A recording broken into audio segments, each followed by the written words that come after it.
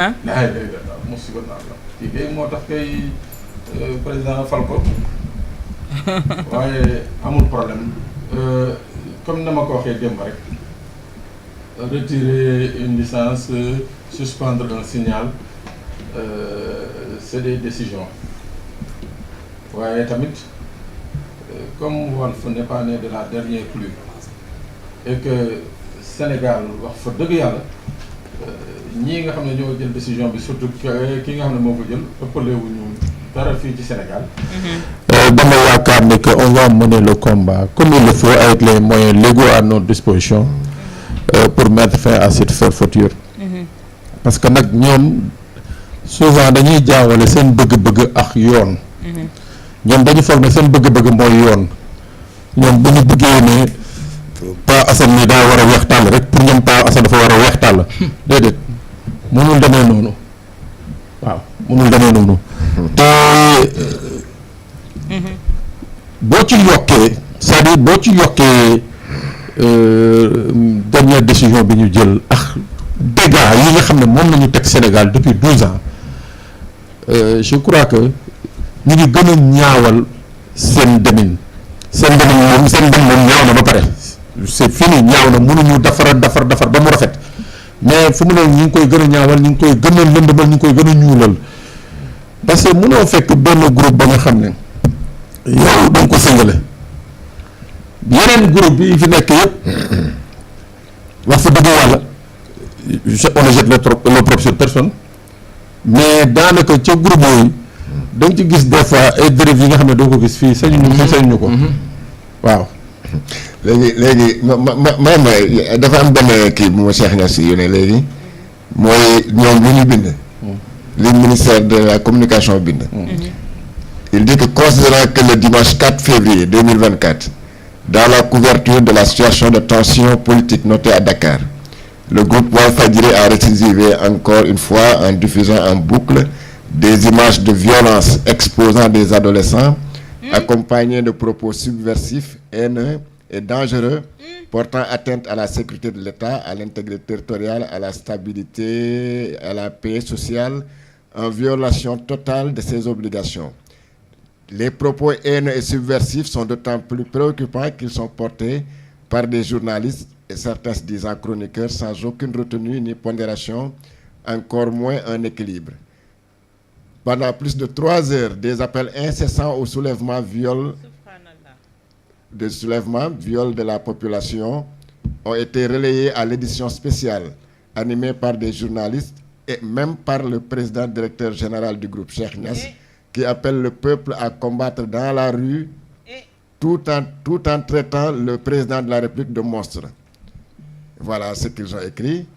Voilà, attendu que tout en tralalala, attendu que ces faits constituent une violation des conditions ayant permis l'autorisation d'établissement et ou d'exploitation délivrée par le ministre en charge de la communication et prévu à l'article 94 de la loi portant code de la presse, attendu que le groupe Walfadjri est en état de récidive manifeste pour avoir fait l'objet des sanctions suivantes: suspension par décision du 4 mars 2021 pour la période du jeudi 4 mars 2021 à 17h au dimanche 7 mars 2021 à 17h, suspension par décision du 10 février 2023 pour la période du vendredi 10 février 2023 à 18h30 au vendredi 17 février 2023 à 18h30, suspension par décision du 1er juin 2023 pour la période du 1er juin 2023 à 15h au samedi 1er juillet 2023 à 15h, assorti d'une mise en demeure en cas de récidive, en application des dispositions 142 du Code de la presse qui stipule que l'autorité compétente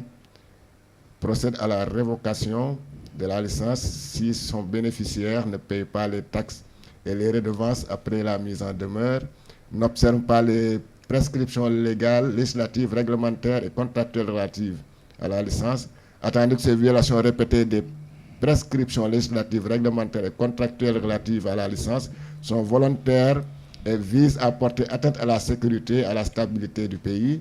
Article 1, en application de la loi de l'article 142 de la loi numéro 2017 du 27 juillet 2017 le retrait de la licence de diffusion des programmes du groupe Walfadjri de manière définitive avec effet immédiat.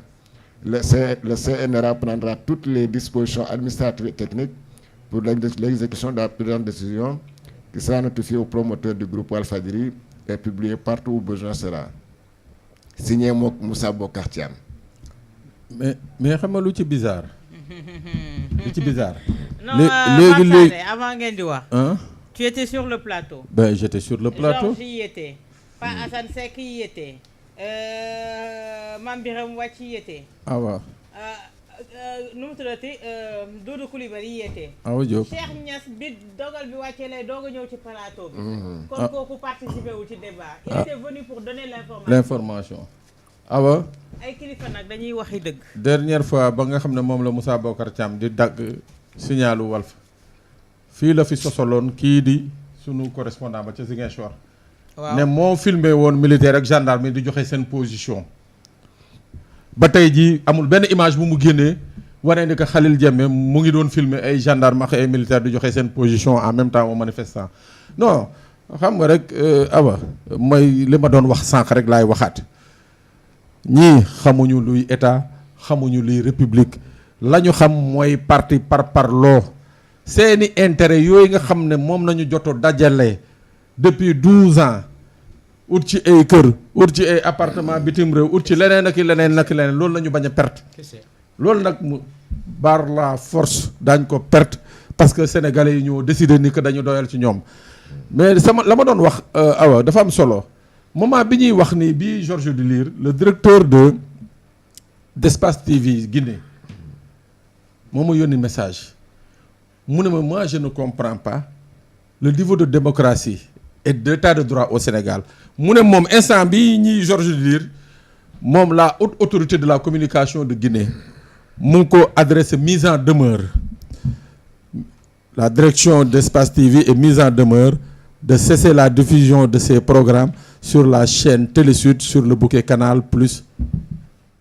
moom Georges ba muy lire nee na moom la haute autorité mooy CNRA mu ngi koy notifier mise en demeure c'est-à-dire ñun chez nous j'ai vu ici le ministre parler de mise en demeure ku fi gis musa gis Walf une mise en demeure du ministère ou bien du CNRA depuis bi ñu commencé di couper en fait tout ça c'est un plan ourdi depuis de très longue date cheminement baa ngoog mais pour dire rek ni que la ñu yoon may nag daañ ko jël ba mu mot sëkk waaw fii kenn du fi suul Walf waaw d'accord voilà Ayoba est-ce qu'on a même besoin de nous justifier bu fekkee ne tey ci comme li ma ko waxee sànq j'en reviens moo di ne on ne parle plus de normalité depuis belle lurette au Sénégal. On n'a pas besoin de justifier. Man je m'adresse pas aux Sénégalais je m'adresse directement à la communauté internationale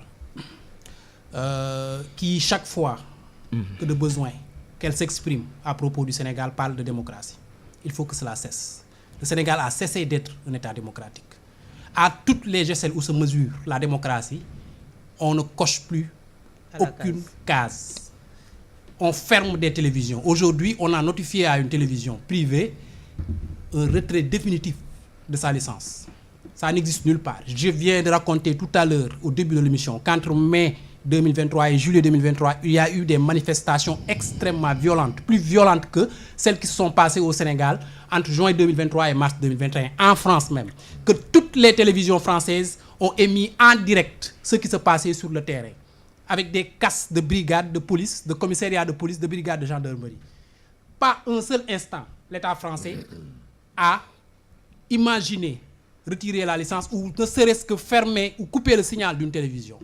Pas un seul instant l'État français a imaginé couper Internet. Ils n'osent même pas.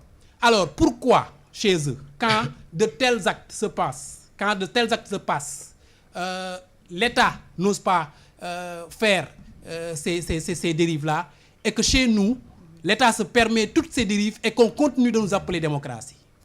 Je m'adresse directement à la communauté internationale, à la France, à l'Union européenne, aux États-Unis, à l'ONU. Le Sénégal a cessé d'être une démocratie. Depuis 2 ans, le Sénégal a cessé d'être une démocratie. Tous les droits des citoyens sont violés. Tous les droits des citoyens sont violés. On ne peut plus parler de démocratie en parlant du Sénégal. Il faut que les gens arrêtent ces éléments de langage-là. Nous ne sommes plus en démocratie au Sénégal. C'est une dictature. sous ce régime de Macky Sall. Nous sommes en pleine dictature et nous demandons à la communauté internationale de prendre ses responsabilités vis-à-vis du Sénégal, aux partenaires techniques et financiers du Sénégal de prendre leurs responsabilités vis-à-vis du Sénégal. Nous sommes en dictature.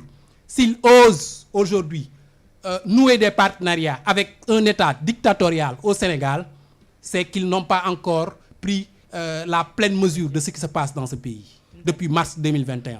Des dizaines de personnes sont tuées. Aucune enquête n'a été ouverte pour éclairer la lanterne des Sénégalais sur ce qui s'est passé. Des milliers de personnes, des centaines de jeunes sont en prison aujourd'hui. Des télévisions sont fermées. Walfadjri est fermé aujourd'hui, définitivement. On envoie plus de 200 pères de famille au chômage. Sans aucune base légale. Ouais. Encore une fois, je m'adresse à la communauté internationale. Nous avons cessé d'être une démocratie. Cessez dans vos discours et dans vos documents de mentionner le Sénégal avec le terme démocratie. Le Sénégal a cessé d'être une démocratie. Passan Ayoba ni mu ko waxee a cessé d'être une démocratie interpellé li nga